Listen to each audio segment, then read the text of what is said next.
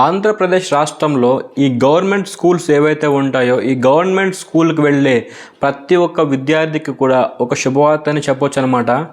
సింపుల్గా చెప్పాలంటే ఈ గవర్నమెంట్ స్కూల్స్కి వెళ్ళే ప్రతి ఒక్క విద్యార్థికి వారంలో ఒక రోజు అయితే ఇక్కడ స్పెషల్ డేగా దాన్ని మార్చడం జరిగింది. స్కూల్కి వెళ్ళే ప్రతి ఒక్క పిల్లవాళ్ళు పుస్తకాలని బ్యాగుల నిండా వేసుకొని ప్రతిరోజు మోసుకుంటూ వెళ్తూ ఉంటారు. వాళ్ళ వయస్సుకు తగ్గట్టుగా కాకుండా పుస్తకాలు అధిక భారం అయితే వాళ్ళ ఒంటి మీద పడుతూ ఉంటుంది. ఈ విషయాన్ని మనం ప్రైవేట్ స్కూల్లో చూసుకుంటే అది ఇంకా ఎక్కువగా ఉంటుంది. ఎల్కేజీ, యూకేజీ, నర్సరీ చదువుకునే పిల్లల్లో కూడా వాళ్ళ యొక్క బ్యాగులు అనేవి వాళ్ళ బరువు కంటే ఎక్కువగా ఉంటాయి అన్నమాట.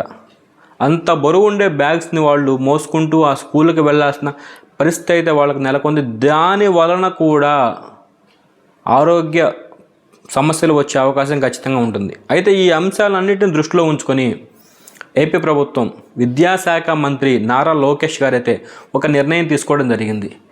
గవర్నమెంట్ స్కూల్స్కి వెళ్ళే ప్రతి ఒక్క స్టూడెంట్కి వారంలో ఒక రోజు ఈ పుస్తకాల మోత భారం అనేది తగ్గించబోతున్నారు.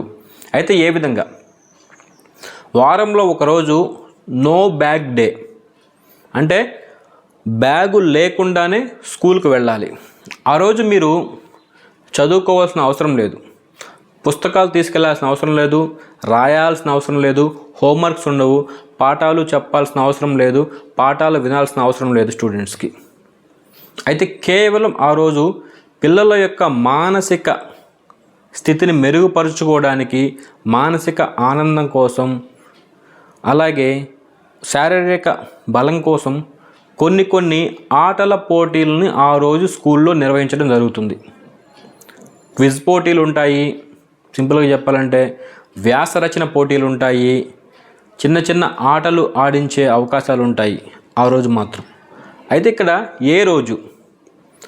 ప్రతి నెలలో ఇంతకుముందు 3వ శనివారం నో బ్యాగ్ డేగా ఉండేది.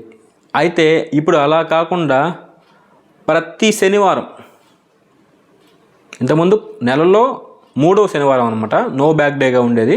ఇప్పుడు ఒక శనివారం కాకుండా ప్రతి శనివారం, ఆదివారం స్కూల్కి సెలవు ఉంటుంది, సెకండ్ సాటర్డే స్కూల్కి సెలవు ఉంటుంది. మిగిలిన శనివారాలు ఏవైతే ఉంటాయో ఆ మిగిలిన శనివారాల్లో కూడా స్కూల్కి మీరు బ్యాగ్ తీసుకెళ్లాల్సిన అవసరం లేదు. శనివారం బ్యాగ్ లేకుండానే మీరు మామూలుగా స్కూల్కి వెళ్ళే అవకాశం ఉంటుంది.